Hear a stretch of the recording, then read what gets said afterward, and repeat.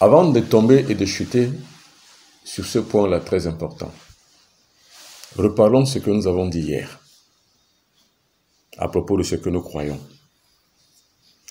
La croyance a ceci de particulier, c'est qu'elle adombre l'esprit de l'être humain.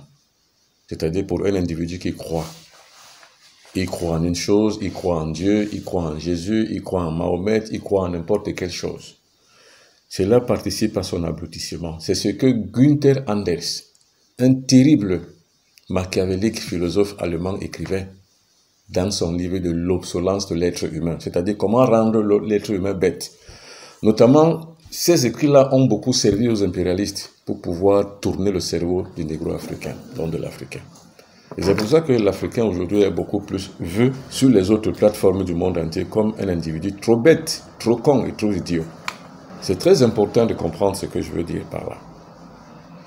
En remontant le temps, nous allons comprendre que cela a une origine.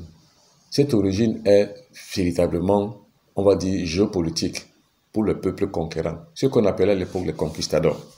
C'est-à-dire c'est des gens qui venaient outre-mer trouver d'autres terres pour pouvoir imposer leur hégémonie. Ceux-là, on les appelait les conquistadors. Les conquistadors ont été succédés généralement ou précédés généralement par ce qu'on appelle chez nous les explorateurs. Des gens qui ont découvert les mondes outre-mer. Les gens qui ont découvert l'Afrique, les gens qui ont découvert d'autres terres. Aux États-Unis, n'importe où. Bref, c'était des latins qui voulaient hégémoniser le monde, donc qui voulaient conquérir tout le monde entier. Et quand on veut conquérir le monde, il faut lui imposer une réalité substantielle. La pire de ces réalités substantielles, c'est la croyance. C'est-à-dire, on vous impose à croire un Dieu, et de surcroît, on vous impose à croire un sauveur. Voilà la difficulté aujourd'hui qui a imposé au peuple négro-africain une réalité qui n'est pas la leur. C'est pour ça que le noir est bête. Quand vous écrivez, ou bien vous relisez les écrits, ou alors vous écoutez un peu les pensées de Pieter Botha, qui disait que le cerveau du noir est incomplet. Ce n'est pas parce qu'il est incomplet sur le plan biologique, mais c'est parce qu'il y a un certain nombre de vis et de boulons qu'on y a ajoutés qui ont perdu totalement le repérage du cerveau noir. Donc, au niveau du cortex cérébral du noir, il n'y a pas la même perception de la vérité et de la réalité que les autres peuples qui n'ont pas subi les mêmes contorsions d'une réalité nouvelle. Parce que quand on veut dompter un peuple, il faut lui imposer un Dieu. Il faut lui imposer un sauveur. C'est la raison pour laquelle, si vous écoutez notre discussion d'hier, nous avons dit que Jésus est le personnage le plus laconique de notre système de vie, nous les négro-africains. C'est-à-dire que Jésus est la véritable figure de proue de la déstabilisation de toute la structure sociale du monde négro-africain. C'est-à-dire Jésus est l'un des facteurs déstabilisants de notre source de vie. C'est-à-dire il a été utilisé, son image a été utilisée dans la perversion de l'enclos naturellement biologique du cerveau du noir. Parce qu'en fait, on l'a présenté comme un sauveur, mais qui n'en est pas un, parce que personne ne sauve personne. Alors, dès lors qu'on vous présente un sauveur, qui vous a sauvé? C'est-à-dire que quelqu'un qui, grâce à qui vous allez arriver à un monde virtuel, parce que le paradis, c'est un monde virtuel. Il a été créé de fait, et on l'a fait croire au noir de fait. Ça veut dire qu'on a imposé un sauveur de fait, et qui ne vaut pas la peine et qui n'en sert à rien du tout. Parce que quand vous regardez justement dans la logique chronologique ou dans la logique historique même du personnage de Jésus, dans les mœurs négro-africaines, vous voyez qu'il n'y a rien à porter avec ce personnage. C'est-à-dire que rien n'a changé, rien ne s'est amélioré et ça n'a sauvé personne. Tout au contraire, ça a enfoncé le peuple négro-africain.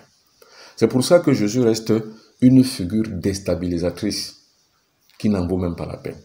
En fait, c'est qu'on se serait mieux senti sans lui. Et on se sent mieux quand on atteint la kamitatitude, mieux sans lui. Parce que là, on dépasse le cadre de la conception de la réalité et de la croyance. La réalité selon laquelle on impose un Dieu, on impose un sauveur. Alors, beaucoup de négro-africains aiment trop parler de Jésus. Là, Jésus a dit, la parole de Dieu a dit. Quelle parole de Dieu et quel Jésus? Si vous regardez Jésus dans son concept, on va dire ontologique, où on dit que voilà un sauveur, mais je vous pose la question, vous a sauvé de quoi? Je prends juste un exemple beaucoup plus patent tout à côté, le coronavirus. Où est-il pour sauver le monde du coronavirus? Aujourd'hui où tout le monde se vaccine, où est-il? Mais s'il aurait été donc un grand sauveur, il aurait sauvé le monde. Mais vous n'allez pas répondre à la question parce que vous n'en savez rien du tout. Seulement, on vous a imposé une réalité qui vous permet de croire simplement sans avoir à vérifier quoi que ce soit. D'ailleurs, même il est dit, heureux ceux qui croient, même s'ils n'ont pas vu. Or, celui qu'on appelle le kamite n'accepte pas ces choses. Parce qu'en fait, croire en un sauveur et croire en un Dieu distant et lointain est la pire bêtise que l'imaginaire humain n'ait pu créer pour imposer à un peuple. C'est-à-dire que si vous croyez en Jésus qui vous a sauvé, vous êtes le plus con de tous les êtres humains sur terre. Parce qu'en fait, la réalité est toute simple. On vous fait croire et fait miroiter un monde virtuel qui n'en existe pas, simplement pour pouvoir vous maîtriser, vous subordonner. C'est-à-dire rester toujours esclave et de fil en aiguille faire des enfants qui deviendront esclaves. Parce que c'est un système de production et de reproduction qui est lié à l'esclavage continu et continuel. Ça veut dire que si vous restez donc dans cette logique mentale et cette logique psychologique, ça veut dire que vous ne sortirez jamais de l'ornière de l'esclavage dans lequel vous êtes plongé depuis des siècles. C'est pour ça qu'on disait que remontons dans le temps, au IVe siècle, il fut un homme, un grec qu'on appelait Constantin Ier, qui était un régent, donc qui était un impérialiste, qui est donc venu en Afrique, qui a trouvé que les Africains avaient une réalité substantielle qui ne se limitait pas sur la croyance, mais qui se livrait sur la connaissance du monde. C'était donc la connaissance d'Imhotep. Imhotep, c'était qui? C'était non pas un pharaon, mais un savant. Il était un dieu, dans le sens imaginant du terme. Je dis bien imaginant du terme. Je ne dis pas imaginaire du terme. Dans le sens imaginaire du terme, c'est le sauveur qu'on nous a donné, qu'on appelle Jésus, qui est donc imaginé par ceux qui voulaient donc nous imposer une réalité à croire qu'on a un sauveur pour qu'on se décape totalement de notre sens de vie. Mais dans le sens imaginant du terme, Imhotep c'était un dieu, dans le sens véritablement du terme. C'est lui qui est le père de la conscience scientifique. Et c'est lui qui est le maître de l'univers tout entier, celui en qui nous ne pouvons avoir que le mouvement élect afin de pouvoir permettre que nous puissions aboutir à notre libération. C'est ça qu'on appelle la kamitatitude. Donc, Constantin Ier donc remplace donc toute la théorie scientifique et toutes les connaissances scientifiques du monde, du développement du monde, de la réalité de l'être humain, de son développement dans le temps et l'espace, pour le remplacer justement par un Jésus qui n'avait rien d'autre à faire dans ce concept de notre imagination et de notre imaginaire populaire que de pouvoir nous dompter et nous mener donc en bateau. Parce que c'est de ça qu'il est question. Quand les gens croient que Jésus-Christ les a sauvés, ils sont menés en bateau. Mais sauvés de quoi? Sauvés du coronavirus? Vous trouverez que non. Sauvés de quoi? De l'esclavage? Mais non. Sauvés de quoi? De la décapage de la peau? Non. Sauvés de quoi alors? Sauvés peut-être du fait que nous avons donc plus une vie qui nous permet d'avoir une espérance, qui nous permet de vivre plus vieux. Mais non, vous verrez que nous avons régressé sur le plan de l'espérance de vie. Nous avons régressé sur tous les plans depuis l'avènement du christianisme. Alors que, quand vous remontez le temps, vous trouvez comment les Noirs vivaient. Comment était la kamitatitude? Les gens vivaient vieux. Nos ancêtres, les pharaons, nos ancêtres, les Égyptiens noirs, vivaient vieux. 100 ans, 115 ans, 120 ans, 130 ans. Les gens mouraient vieux. Mais aujourd'hui, on meurt de plus en plus jeune. Alors c'est ça l'avènement du christianisme. C'était de pouvoir écourter notre vie afin de pouvoir limiter notre émancipation dans le temps et l'univers. Parce que c'est ça Dieu en fait finalement. Dieu est la divinité que nous allons trouver et où allons nous accéder afin de pouvoir nous émanciper dans le temps et l'espace, donc dans l'univers. C'est ça Dieu selon le concept d'Imhotep. C'est pour ça qu'il faut retrouver cette kamitatitude, ou alors physiquement, on doit se présenter au monde selon qu'on est. On ne se calque pas sur le modèle des autres pour se présenter au monde. Mais on est dans le modèle négro-africain pour se présenter aux autres. Parce qu'en fait, chez nous les Africains, on dit « hi totoro, higu ejeli bongo ». Ça veut dire que à chaque chose son espace vital.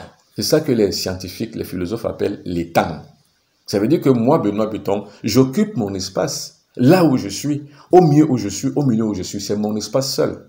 Rien ne saurait donc présager que j'occupe l'espace d'un autre, ou alors que je sois substitué par l'autre, ou que moi je substitue l'autre dans son espace, ou que je copie l'espace d'un autre, afin de pouvoir exister. Non. Ma condition d'existence ne m'impose qu'une seule règle, que je sois ce que je suis. C'est pour ça que Socrate, ayant appris en Égypte, avait développé cette thèse maïeutique. Deviens l'homme que tu es. Alors la kamite attitude, c'est quoi? C'est que de devenir ce qu'on est, non pas de ce qu'on croit. Ce n'est pas de devenir un chrétien, ou un musulman, ou un hindouiste, ou un confucianiste, ou un franc-maçon, ou un théosophe, ou alors un rosicrucien, non.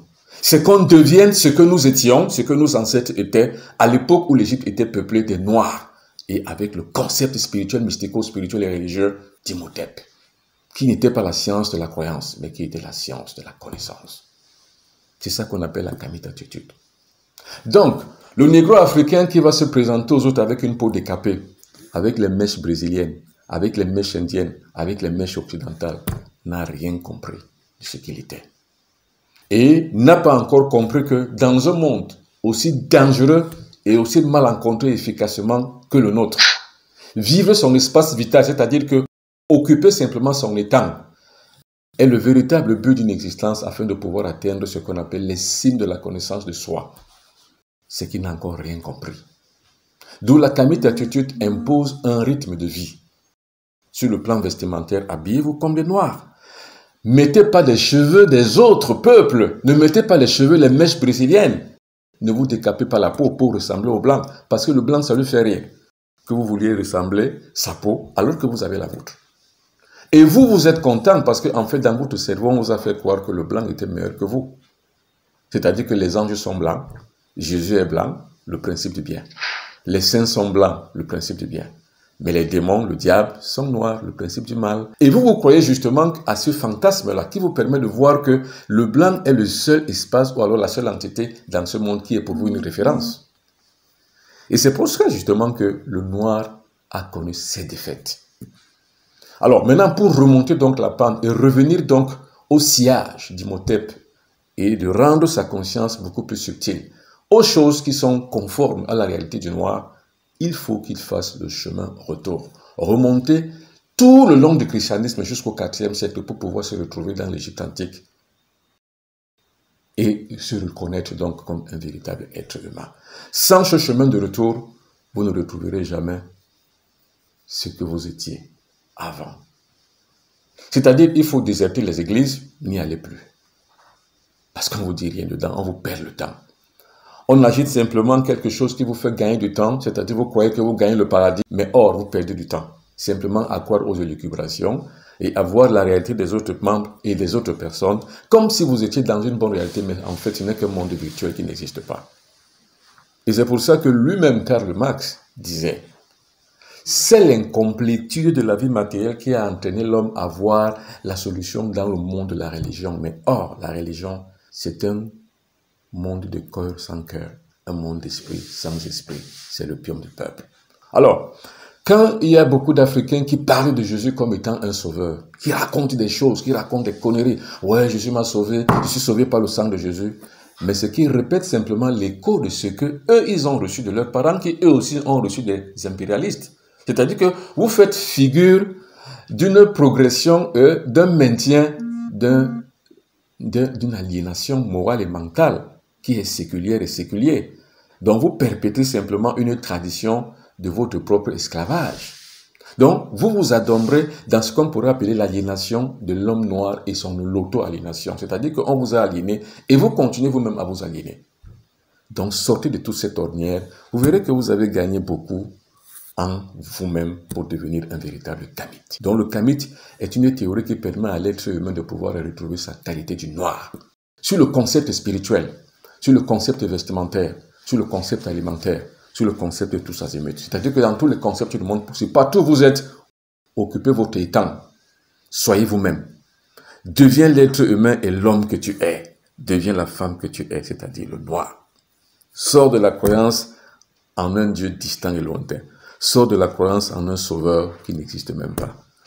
Parce que le pire des ennemis qu'on puisse infliger à l'homme noir, c'est Jésus. Si on vous a infligé Jésus, c'est qu'on vous a détesté. C'est-à-dire que l'erreur, la malchance historique qu'on a donnée aux Noirs, c'était de leur faire croire que Jésus est leur sauveur. Or, ça n'est point que ça.